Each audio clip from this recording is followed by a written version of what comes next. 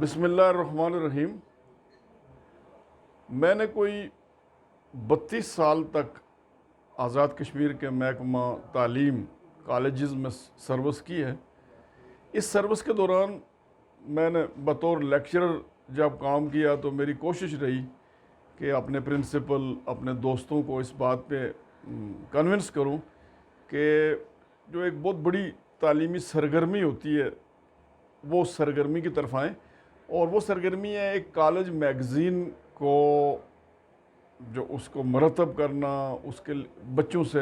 بچوں کو اس میگزین کے لیے کام کرنے پہ آمادہ کرنا، اور پھر ایک میگزین مرتب کرنا اور پھر شائع کرنا۔ تو بطور لیکچرر میں ایک ہی دفعہ کامیاب ہو سکا کہ میں نے اپنے پرنسپل سردار صادق صاحب مرحوم جو راولہ کوٹ کالج کے پوسٹ گریجویٹ کالج راولہ کوٹ کے پرنسپل تھے، ان سے میں نے جب ریکویسٹ کی تو انہوں نے میری ریکویسٹ کو قبول کیا، اور ایک بہت معیاری میگزین 90 کی دہائی میں ہم نے شائع کیا خیاباں کے نام سے۔ اور پھر جب میں پرنسپل بنا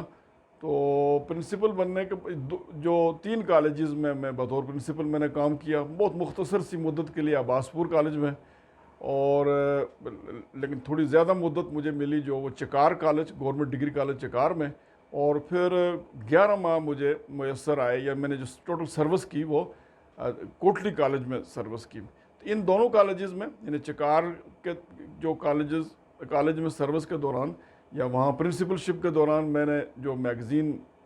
جو میری کوششوں سے یا میری نگرانی میں جو چھپا ہے، آج اس کا تعارف لے کر میں آپ کے سامنے حاضر ہوا ہوں۔ اس میگزین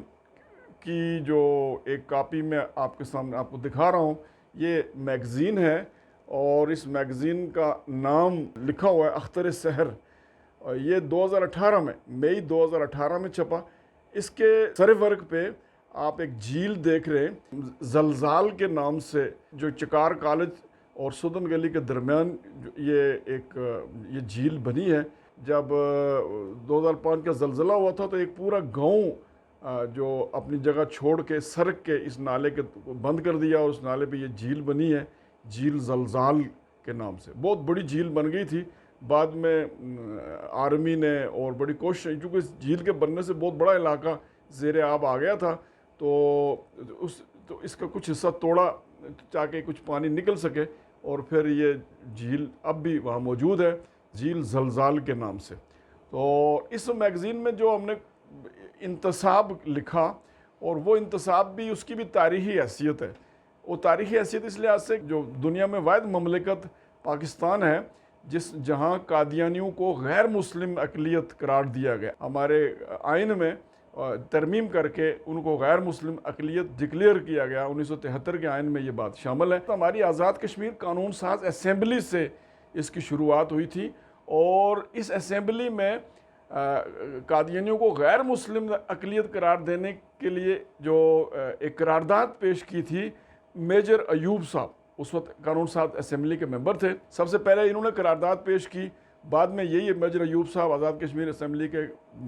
سپیکر بھی رہے۔ تو یہ پہلا موقع تھا کہ آزاد کشمیر قانون ساز اسمبلی میں کسی نے قرارداد پیش کی تھی، اس پہ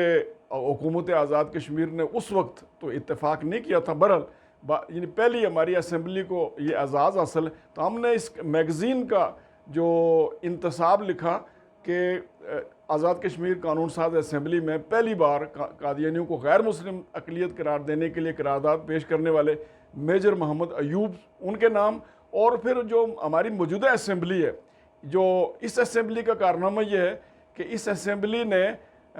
وہ جو قرارداد تھی اس پہ باضابطہ قانون سازی، یعنی اتنی طویل مدت، اگرچہ اس کے بعد پاکستان میں قانون سازی ہوئی، پاکستان میں جو آئین میں ترمیم ہوئی، قادیانی غیر مسلم اقلیت قرار دیے گئے، لیکن آزاد کشمیر اسمبلی میں کوئی اس کے بعد پھر پیش رفت، لیکن یہ موجودہ جو ہماری گورنمنٹ ہے اس کا یہ اعزاز ہے کہ انہوں نے اس قرارداد پہ باضابطہ قانون سازی کی۔ اس میں جن لوگوں نے بہت نمایاں کام کیا، اس میں ہمارے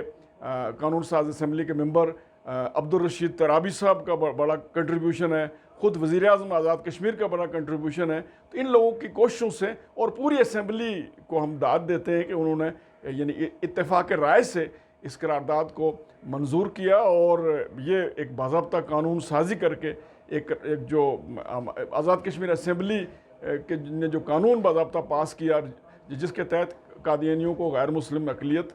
یعنی ہمارے آزاد کشمیر سطح پہ بھی قانونی طور پر، آئینی طور پر، دستوری طور پر قرار دیا گیا۔ تو ہم نے موجودہ اسمبلی کے ہر اس ممبر کے نام جس نے اس قانون سازی میں حصہ لیا اس میگزین کا ہم نے انتصاب کیا۔ پہلا میگزین 1985 میں چھپا تھا، تو اس کے طویل عرصے بعد پھر ہم نے اتنے کوئی 33-34 سال بعد یہ میگزین جو ہم نے 2018 میں چھاپا ہے، اور تو یہ اتنے طویل مدت بعد چھپنے والا میگزین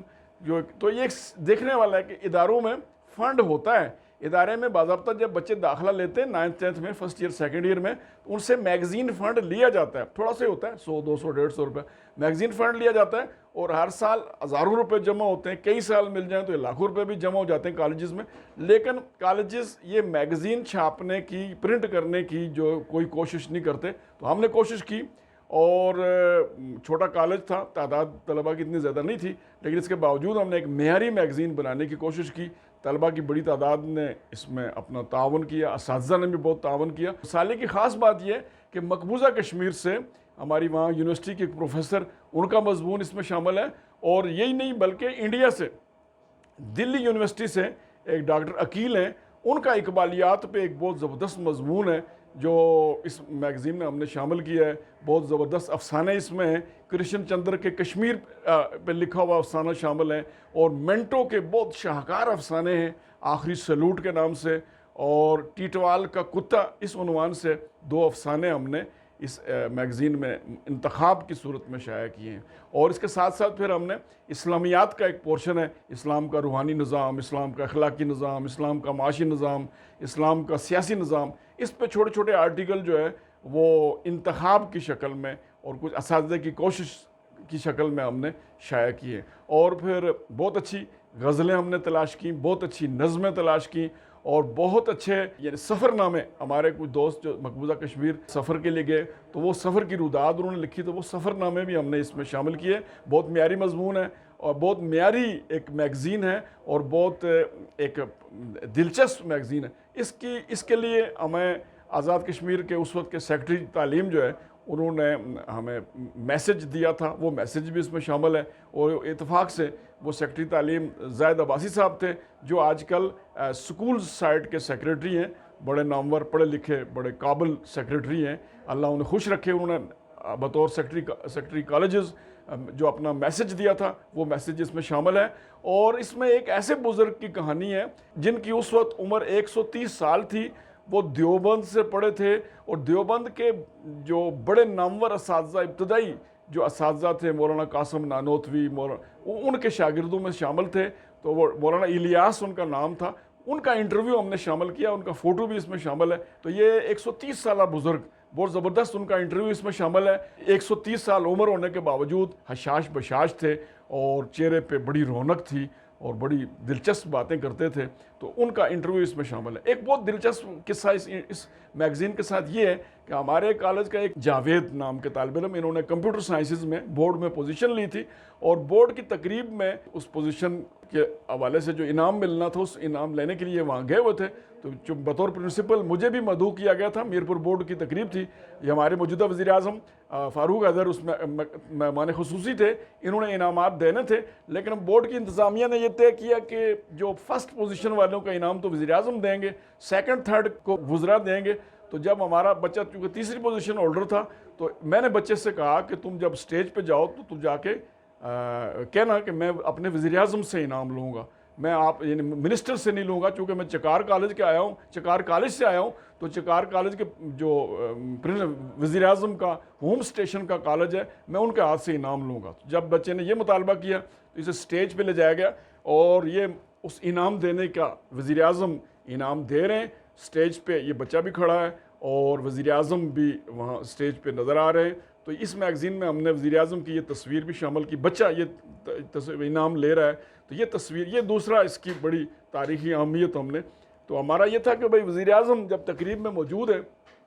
تو پھر کیوں نہ کشمیر کے دور دراز کے کونوں سے آنے والے بچے جو ہیں وہ ان کے ہاتھوں سے انعام وصول کرے۔ تو اس طرح یہ ایک دلچسپ اور بہت معیاری میگزین، 1000 کی تعداد میں چھاپا تھا، جو تقریباً چکار کے ہر گھر میں یہ موجود ہے۔ تو میں اگر اس پروگرام دیکھنے والے جو حضرات ہیں تو اور اساتذہ اگر یہ پروگرام دیکھ رہے ہیں تو میں ان سے یہ جو التماس کروں گا کہ اس میگزین کو تلاش کریں، پڑھیں، اور دیگر کالجز کے اساتذہ کو بھی میں یہ ترغیب دوں گا، ان سے بھی گزارش کروں گا کہ یہ ایک تعلیمی سرگرمی ہوتی ہے جس میں بچے کوشش کرتے ہیں، ٹیچر کوشش کرتے ہیں، پوری سوسائٹی کوشش کرتی ہے، ماں باپ کوشش کرتے ہیں کہ کچھ لکھتے ہیں، بناتے ہیں، مسترد ہوتا ہے، پھر منتخب ہوتا ہے، پھر ایک میگزین بنتا ہے۔ تو اس طرح کی علمی تعلیمی کوشش کو ہر کالج جو ہے وہ اپنا شعار بنائے۔ اللہ ہمیں پڑھنے لکھنے کی توفیق عطا فرمائے۔ بہت شکریہ۔ پاکستان زندہ باد۔